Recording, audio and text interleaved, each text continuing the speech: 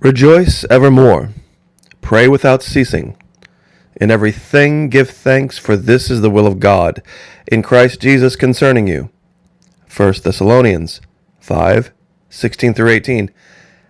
That 130,000 plus people have come to the Florida Maquis and clicked the subscribe button. I am blessed beyond measure.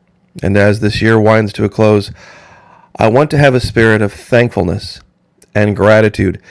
Even if the tyrants on the left that control these platforms would shut me down tomorrow, I will have had a blessed existence here. And it's all because of you guys. Over 1,000 of you have showed up over at the Florida Maquis Patreon channel and have put your talents where your mouth is and have supported me directly.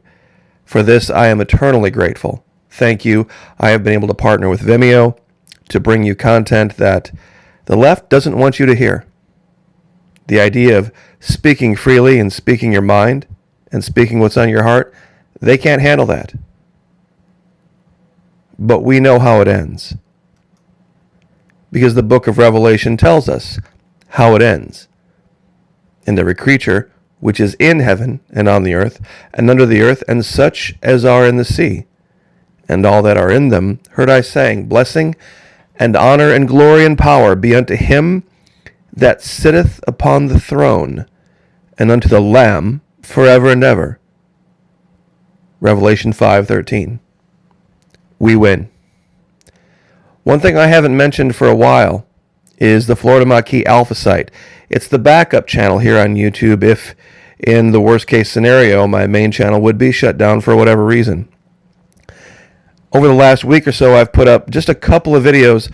One is me playing guitar, Christmas medley, 3 fairly popular Christmas songs, Silent Night, What Child Is This, and Hark the Herald Angels Sing.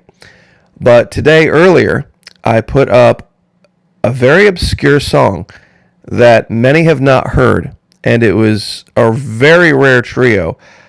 Alison Krauss, Lori Morgan, and Pam Tillis.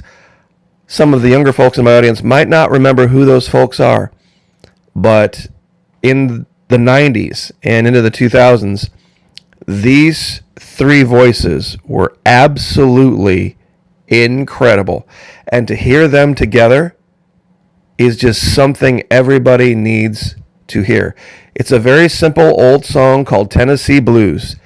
And it goes way back, I believe, to the very early 90s, 91, American Music Shop. It is a gem, an absolute jewel of a song. Florida Maquis Alpha site, my backup site. Definitely check this out if you really love good old country music. Also, as we come to the end of the year, I just want to give shout outs to different channels that I follow, and this is one of the best. Mothlight Media. I'm sure a lot of you haven't heard of this. This particular channel takes evolutionary biology and breaks it down into logical, digestible bites in videos that are usually less than 10 minutes, not very much more than that. But one thing this channel does is it highlights how science has been wrong.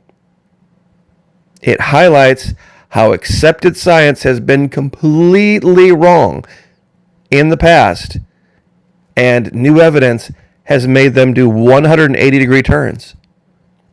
It's incredibly rare to find these days. So Mothlight Media, 287,000 subscribers, incredibly well done. January 9, 2020, it talks about this skeleton of a little dog-like creature that was found in a cave. And the guy who found it assumed that it had died out with the Smilodon, the big saber-toothed cat.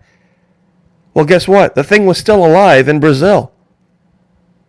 He was completely, totally wrong. It also talks about the largest reptile that ever lived that virtually no one has ever heard of. And kind of relevant to today's main topic, Argentavis magnificens, the largest bird that ever flew. And of course, As the name would make you believe, it was found in Argentina. Argentina and Antarctica are very closely connected. And many of the things that have been found, especially in Western Antarctica, correlate to things that are going on right now in Argentina. See, the Atacama Desert in Argentina, there are these large structures that can only be seen from space. I'm sure a lot of you are very familiar with them. Ancient Aliens has done many, many videos on this desert, this very high, dry desert, where they have found these giant sculptures where you could only appreciate what they were from high above. And many of the sculptures and many of the structures have directly to do with birds. In fact, the ancient god Thoth was reported to have a bird head. Well, this is a find that we made in Antarctica, and we've covered it before. But in this one sculpture, you can see 4 different representations of birds that we know exist in South America and North America. What we see here, and this looks like it was done in relief, is you have an individual here, and you can see it's clearly an individual, hands clasped before it, on its knees. You can even see the feet and the head here, and then you see a bird here, what looks like some kind of a condor, another one here, which looks like some kind of a vulture. Same thing here, which resembles greatly Argentavis. And then even a 4th one here, a smaller head with a bill. Now there's one image that I have shown multiple times that a lot of people are familiar with, and I don't know how anyone can explain it. There's just no way it's pareidolia. There's absolutely no way this image could possibly be seen as pareidolia. You have to find the right year and the right layer. But once you find it, it is impossible to miss.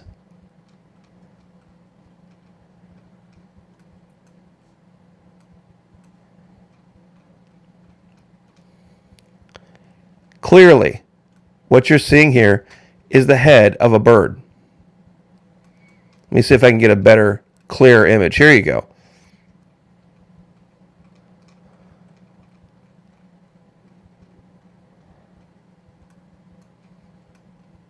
Some people have thought that when they were talking about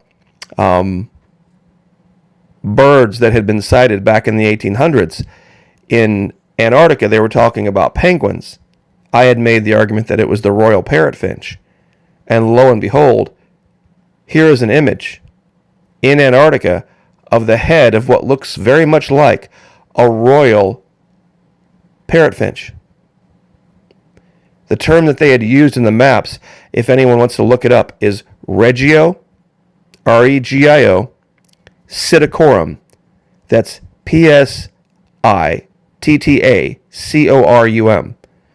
Regio, region, Psittacorum. Now, many people thought Regio, region, Psittacorum is a word that was used for parrots. Some people thought they were trying to describe penguins. But Regio also means royal. So royal parrot, Psittacorum, P-S-I, silent P, T-T-A-C-O-R-U-M, means royal parrot. And here's the head of a royal parrotfinch. But there's also another image I have never shown. It's a discovery that I made a long time ago, and I thought, well, I'll save this for when it's relevant.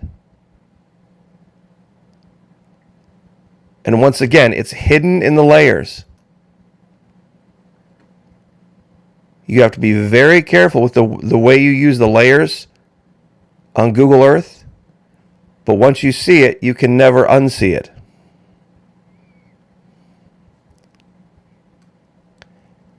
They create these images and they put them out in a way. Give me 1 second here to get this lined up. Well, you can almost see it here, where you see the eye and the open beak.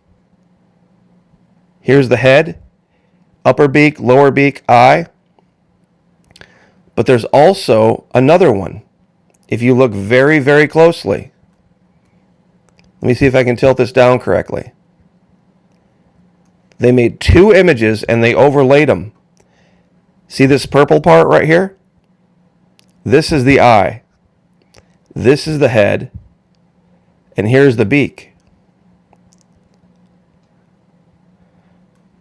Now when you back out, you can see both of them. The eye, the head, the beak. The eye, the head, the beak. That you can see two of them in the same image here, I think is way beyond coincidence. Way beyond it.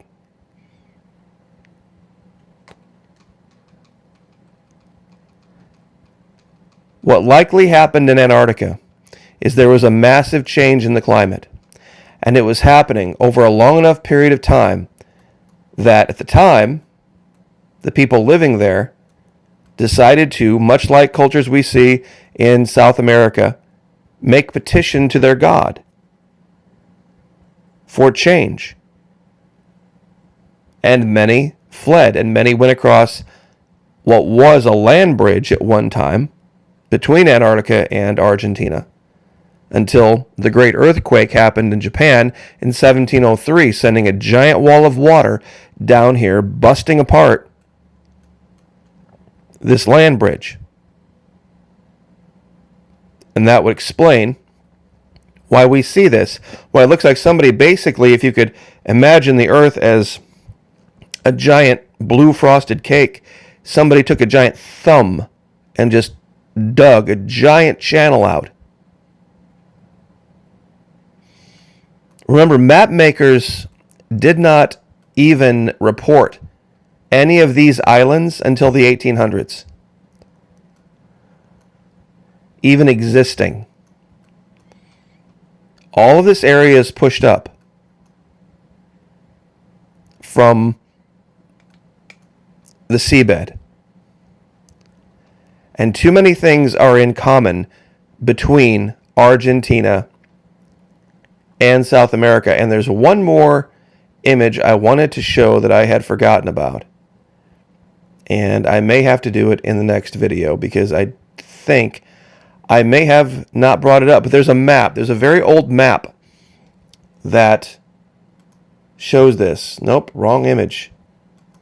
There's a very old map, and I'm sure many of you are aware of it. I'll see if I can find the link to it. That shows large winged creatures chasing giants in an area described as Brazil.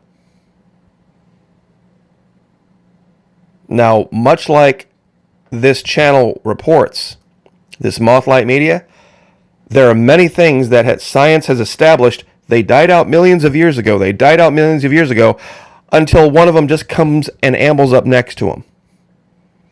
And here it is in the modern world.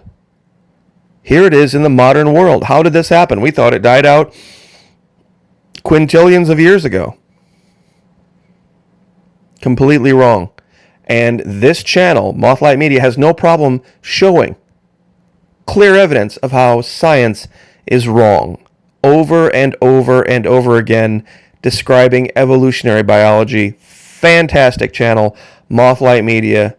Definitely check that out. Also, guys, if you're into really great, the era of country music when it was really great and had real talent, this is where you need to be checking this out. So anyway, Florimaki Alpha Site, thank you very, very much. I appreciate it. Those of you who have joined us over at Patreon, we're going to have a video up probably either later today or tomorrow. Another gloves off video that's going to reveal a lot of things about what's going on right now in politics and the real world and all the topics we can't talk about here anymore. So God bless. Pray for each other, lift each other up. As always, keep your head on a swivel, and we will see you guys next time.